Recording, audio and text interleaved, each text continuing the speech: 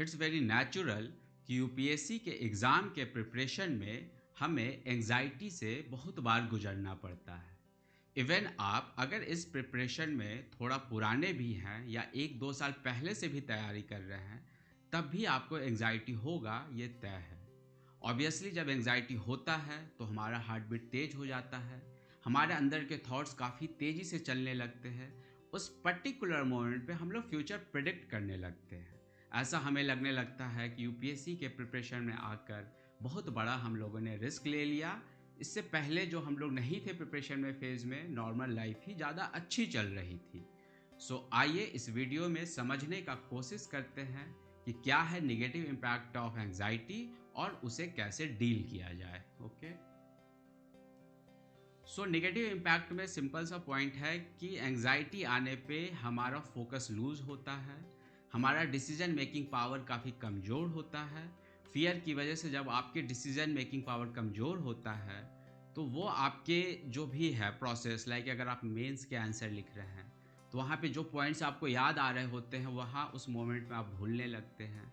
वो चीज़ आपके प्री के एग्ज़ाम में भी रिफ्लेक्ट होता है, क्योंकि प्री के एग्ज़ाम में बहुत ज़्यादा अलर्ट रहने की ज़रूरत होती है और एंजाइटी की वजह से वो अलर्टनेस घटने लगता है। डेली लाइफ पे अगर इसको आप ऑब्जर्व करेंगे तो क्या होता है, डेली लाइफ पे ये एंजाइटी आपके माइंड और बॉडी पे एक ट्रिगर की तरह काम करता है और पूरा दिन आप एक ओवर थिंकिंग के प्रोसेस में चले जाते हैं। और यही इवेंट अगर बहुत ज़्यादा फ्रिक्वेंट होगा तो ऑब्वियसली पूरे साल का आपका प्रिपरेशन भी गड़बड़ होगा। ऑब्वियसली एंजाइटी एक नेगेटिव चीज़ है और इसे डील करना ज़रूरी है। अब यहाँ पे है कि एंजाइटी को डील करने का जो बेस्ट अप्रोच मुझे समझ आता है वो है इमोशनल इंटेलिजेंस का अप्रोच। थोड़ा सा इसको समझने का कोशिश करते हैं। जनरली हमारा एंजाइटी क्या है, हमारा एंजाइटी हमारे इमोशन से अटैच्ड होते हैं। इसको थोड़ा सा और डीप लेवल पे लाते हैं। लेट से कोई सिचुएशन है जहाँ पे हमारे अंदर एक थॉट्स ट्रिगर हो गया कि अगर हमारा एग्ज़ाम में नहीं होगा तो फिर क्या होगा। ऑब्वियसली अगर आपके अंदर इस थॉट से बहुत ज़्यादा नेगेटिव और इनसिक्योर इमोशंस ट्रिगर हो जाते हैं तो ऑब्वियसली आप एक एंजाइटी में जाने लगते हैं, फ्रस्ट्रेशन में जाने लगते हैं और ये एक फ्रस्ट्रेशन काफ़ी ज़्यादा हावी हो जाता है आपके ऊपर। तो ऑब्वियसली ये अगर आप देखें तो फिर यहाँ पे आपको इमोशनल इंटेलिजेंस कैसे हेल्प करता है। इमोशनल इंटेलिजेंस को समझना ऐसे है कि इमोशनल इंटेलिजेंस एक तरीके का प्रोसेस है जो आपको ट्रेंड करता है कि आप किसी भी सिचुएशन में हो, आप अपने आप को इमोशनली थोड़ा सा सिक्योर फील करते हैं, थोड़ा सा पॉजिटिव ज़्यादा फील करते हैं। तो इसको जीवन में लाने के लिए समझना होता है कि हम अपने थॉट्स और इमोशंस और उनके बीच के जो कनेक्शन है उसके लिए कितना सेल्फ अवेयर होते हैं, और जितना सेल्फ अवेयर होते हैं उसके हिसाब से फिर उस थॉट्स एंड इमोशंस को रीवायर करते हैं जो हमें अपने गोल अचीव करने में हेल्प करते हैं। ठीक है, अब जैसे अगर आप देखें जो हम लोग पहले सिचुएशन डील किए थे कि अगर हमारा एग्ज़ाम में नहीं हुआ तो क्या होगा, जिससे एंजाइटी ट्रिगर हुआ। अब इसी को थोड़ा सा रीवायर करते हैं थॉट्स एंड इमोशन के कनेक्शन लेवल पे। लेट से अगर आपको ये थॉट आया कि मेरा एग्ज़ाम में नहीं हुआ तो क्या होगा, अगर आप वहाँ पे ऐसे अपने आप को सोचने के लिए ट्रेंड करते हैं कि इवन मेरा एग्ज़ाम में नहीं हुआ तो भी जो मैं हर दिन नॉलेज गेन कर रहा हूँ इस प्रिपरेशन में, जो हर दिन मैं 8 से 10 घंटा पढ़ाई कर रहा हूँ, ये कहीं वेस्ट नहीं जाएगा। ये जो भी आज की तपस्या है ये कहीं ना कहीं कल बड़ी चीज़ों को क्रिएट करने में लगेगा। माइट भी आगे चल के एक बहुत अच्छा ऑर्गेनाइजेशन आप बनाएंगे या सोसाइटी बदलेंगे या हो सकता है देश का एक बहुत अच्छा लीडर बन के लोगों को दिशा दिखाएंगे।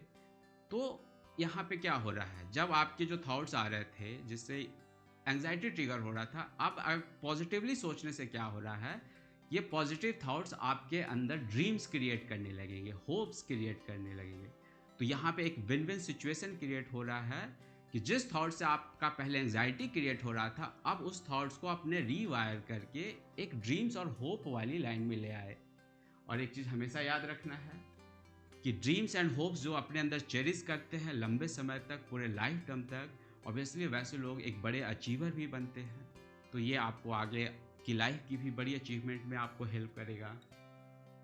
और सबसे इम्पॉर्टेंट चीज़ हमें ये समझना है कि हम जब आए हैं यूपीएससी के प्रिपरेशन में तो हमें याद रखना है कि इस प्रिपरेशन में पर्सनालिटी डेवलपमेंट की एक टेस्ट होती है ऑब्वियसली आपका प्री मेंस इंटरव्यू आते आते ये सारी चीज़ें टेस्ट हो जाती है। नॉलेज की टेस्ट तो होती ही है, बट अपार्ट फ्रॉम दैट इस प्रोसेस में आपके स्ट्रेस मैनेजमेंट, एंजाइटी मैनेजमेंट, ये सारी चीज़ों का या आपका एक क्या प्रोग्रेसिव एटीट्यूड है लाइफ के तरफ, पॉजिटिव एटीट्यूड है लाइफ की तरफ, ये सारी चीज़ों का कहीं ना कहीं ये पूरे प्रोसेस में टेस्ट होते रहता है।